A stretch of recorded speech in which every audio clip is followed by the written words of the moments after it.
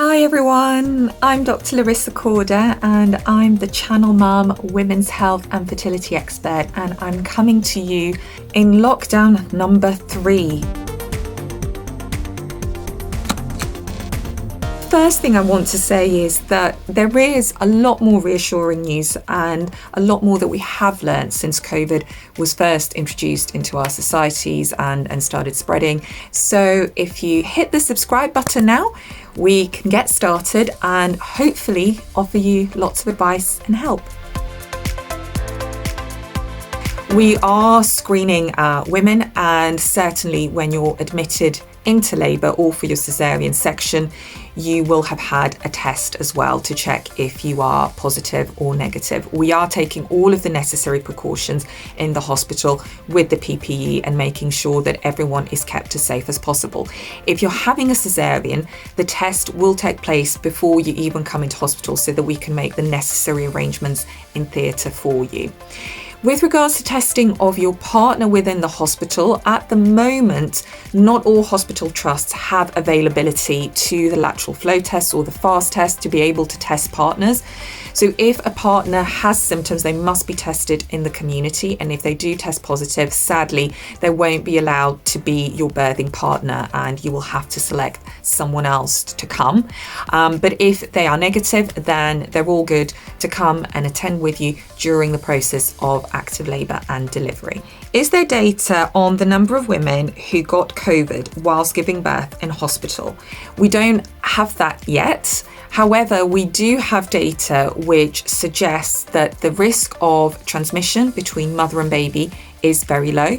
And we do have data to suggest that the women at highest risk of developing COVID-related complications or needing hospitalisation are those that belong to BAME communities, those who are aged over 35, those who have BMIs of over 30, and those who have underlying health conditions, so for example, high blood pressure or diabetes. Now, this is much the same as the rest of the population. Certainly, when I was working in intensive care and treating patients who weren't pregnant, this is also what we saw. So there's nothing new there, but reassuringly, we do know that overall, the majority of pregnant women, even if they do get COVID, have a very low chance of developing complications. The majority of women will either have no symptoms at all or will only have a mild self-resolving illness. Whereas initially we thought it was just maybe a temperature or a persistent cough or the loss of smell. Actually, now what we're finding is that these symptoms, especially with the new strain,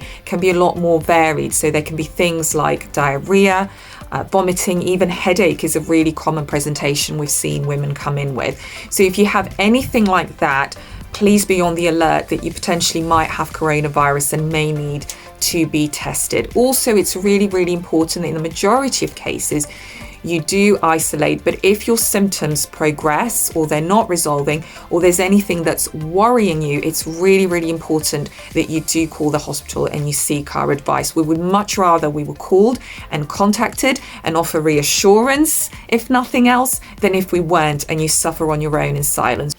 Fourth question, does excessive use of antiseptic gel cause harm to the unborn baby? There are no studies as yet which have shown any credible evidence to suggest that antiseptic gels can cause harm to a baby.